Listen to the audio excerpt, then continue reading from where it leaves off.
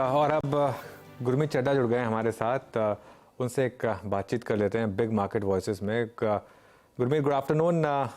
पहले तो आईटी की बात करते हैं और ख़ासतौर से इन्फोसिस की, क्योंकि नंबर से पहले काफ़ी ट्रैक्शन अब स्टॉक में। इस पर हमने पहले भी कई बार बात की थी और पिछले 2-3 महीने में तो खैर ये व्यू भी रहा था कि शायद अच्छे लेवल मिल रहे हैं एक्यूमुलेट करने के लिए, लेकिन अब क्या व्यू होगा यहाँ पर लार्ज कैप आईटी में और खासतौर से इन्फोसिस में? तो अनुज, जैसा मैंने बोला था कि काफी नेगेटिव प्राइस में लग रहा था और हमने चर्चा करी थी कि लॉन्ग टर्म में आईटी अच्छा लगता है। बट मुझे लगता है कि जैसे अगर आप नतीजे देखें, अगर आप टीसीएस का नतीजा देखें, एचसीएल टेक का देखें, टीसीएस का फिर भी फ्लैट था, एचसीएल और एलटी माइंड्री का थोड़ा सॉफ्ट था। तो अभी भी थोड़ा सा बीएफएसआई में, कम्युनिकेशन में, रिटेल में थोड़ा सा स्ट्रेस है। वहाँ डिस्क्रिशनरी स्पेंडिंग का जो इम्पैक्ट हुआ है वो दिख रहा है।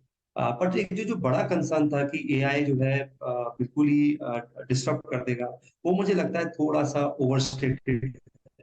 क्योंकि अगर आप देखिए, अभी कल भी उन्होंने $2 बिलियन का एक अनाउंस किया, जो कि ऑब्वियसली 5 साल तक स्प्रेड होगा। टीसीएस ने अभी पीछे अजोर के साथ अनाउंस किया अपना एआई इनिशिएटिव। तो बहुत हमारी आईटी सर्विसेज कंपनी का 30-40 साल का एक्सपीरियंस है। सब कुछ देखा है उन्होंने, डॉट कॉम बबल से लेके Y2K से लेके लीमन से लेके कोविड। तो मुझे लगता है कि बिजनेस एप्लीकेशन पार्ट जो है एआई का, वो इवेंचुअली गेन ही करेगा आईटी कंपनीज को। और थोड़ा सा रन अप हुआ है, तो हो सकता है ये थोड़ा सा वैल्यू हंट भी आप बोल सकते हैं, क्योंकि एफआई बाइंग हुई है और ये एक पॉकेट था जो बहुत रीजनेबल था। मुझे लगता है नतीजे थोड़े से सॉफ्ट होंगे। और इन अच्छी कंपनीज क्या करती है, बैड न्यूज को थोड़ा अपफ्रंट कर लेती है। मुझे लगता है शायद इन्फोसिस ने भी वही किया पिछले क्वार्टर। तो मुझे लगता है जो हमें गाइडेंस को देखना पड़ेगा। जैसे आप एलटीआई माइंड्री का भी देखेंगे, उनका डील पाइपलाइन, जो उन्होंने अपना टीसीबी की बात की, वो अच्छी थी। टीसीएस की अगर आप ऑर्डर बुक टू बिल देखेंगे, 1.4 है। Book to bill simple language में आपने कितना बिजनेस बुक किया वर्सेस आपके कितने ऑर्डर है। तो जब तक ये रेशियो अच्छा रहता है, अबव 1 रहता है, इस केस में तो 1.3 1.4 है। ये इंडिकेट करता है कि इतना नेगेटिविटी नहीं है जितना शायद प्राइस दिखा रहा था कुछ समय पहले तक। दूसरा, अगर आप एफसीएफ देखेंगे, टू टू पैट या operating cash flow to EBITDA देखेंगे, वो रेशियो भी काफी अच्छे हैं। इसका मतलब स्लिपेजेस उतने नहीं है। जो आ रहे हैं उतना कन्वर्जन अच्छा हो रहा है। तो मेरा ये मानना है कि थोड़ा सा एक क्वार्टर का शायद पेन और बचा है आईटी में in terms of business. Price wise इस मार्केट में प्रेडिक्ट करना बहुत मुश्किल है। मेरा ये मानना है कि आईटी और फार्मा दोनों अच्छे स्वीट स्पॉट पे है। थोड़ा सा पेशेंस लगेगा, पर रिस्क रिवॉर्ड बहुत अच्छा है 2-3 साल के नजरिए से। ओके, एक स्टॉक जो आपने, मेरे ख्याल से जब मेरी पहले आपसे बहुत पहले चर्चा होती थी, 1000 रुपये करीब तब ये स्टॉक हुआ करता था, उस पर आप काफ़ी बुलिश थे, पॉलीकैब। आज 4000 का रेट है यहाँ पर। ये स्टॉक में अभी भी बने रहे, एक कंपाउंडिंग मशीन रहेगी ये? अनुज, कुछ चीजों में कई बार आप लकी हो जाते हैं, और उस जगह आपको ना मार्केट को थैंक यू बोलना चाहिए।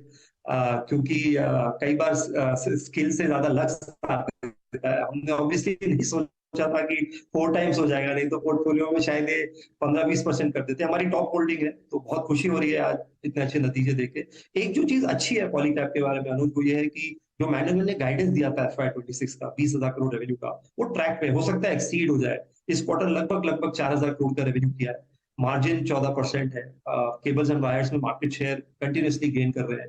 फास्ट मूविंग इलेक्ट्रिकल गुड्स जो अभी सिर्फ 15% है टॉप लाइन का, उसमें लॉसेस और कम हुए हैं। ये अच्छा साइन है, क्योंकि हमने देखा ये हेवल्स में जब उन्होंने लॉयड का एक्विजिशन किया था, उनको काफी परेशानी का सामना करना पड़ा था। तो अप्लायंसेज उनका एक हाई ग्रोथ लीवर है। अगर आप पिछले 5 साल का उसका सीएजीआर निकालेंगे टॉप लाइन का, तो 30-35% है। तो ग्रोथ सिग्नल्स है, और ये ना प्रॉक्सी प्ले भी है मैन्युफैक्चरिंग का, पावर का। क्योंकि केबल एंड वायर इज आप अगर आपको कैपिटल गुड्स खेलना है, रिवाइवल एंड मैन्युफैक्चरिंग खेलना है, तो एक तरीके का प्रॉक्सी प्ले भी है हाउसिंग के अलावा। तो मुझे लगता है वैल्यूएशन जरूर थोड़े से रिच हुए हैं, क्योंकि इतना तेज रन अप आया है स्टॉक में, बट नतीजे बहुत ही बेहतरीन है। और अगर मैनेजमेंट बार बार अगर गाइडेंस देता है लॉन्ग टर्म, और उसको बीच बीच में मीट करता रहता है, तो स्टॉक री रेट होता है। पॉलीकैब के केस में वही हुआ है। अर्निंग्स ग्रोथ भी आई है, मार्जिन एक्सपेंशन हुआ है, और अब आप जो देख रहे हैं वो री रेटिंग है। तो मैं थैंक यू बोलूंगा, और आई थिंक शायद फिंगर्स क्रॉस्ड हमारा टॉप होल्डिंग है, तो काफी खुशी हो रही है परफॉर्मेंस देख के। एक बहुत ही शानदार परफॉर्मर रहा है ये। गुरमीत, एचडीएफसी बैंक को आप काफी क्लोजली ट्रैक करते आए हैं। हमने जब फेडरल बैंक के नंबर्स देखे थे, तब थोड़ा डर था कि शायद इस तिमाही में कुछ बैंकों की तरफ से पेन देखने को मिलेगा। उसके विपरीत एचडीएफसी बैंक ने एक स्ट्रॉन्ग परफॉर्मेंस दिखाया। ऑफ कोर्स अब बाजार ये देखना चाहता है एक मर्ज्ड एंटिटी क्या डिलीवर करती हुई दिखाई देगी। और आईसीआईसीआई एक्सिस सब में काफी अच्छी खरीदारी हुई है पिछले 2-3 ट्रेडिंग सेशंस में। आप अपने आप को इस समय निजी बैंकों में कैसे पोजीशन कर रहे हैं, एंड मोस्ट इंपॉर्टेंटली एचडीएफसी के नंबर्स देखने के बाद अब एक्सपेक्टेशन क्या है आगे की सिनर्जीज के लिए? तो मुझे लगता है जो एक इमीडिएट ट्रिगर है वो फ्लो का है।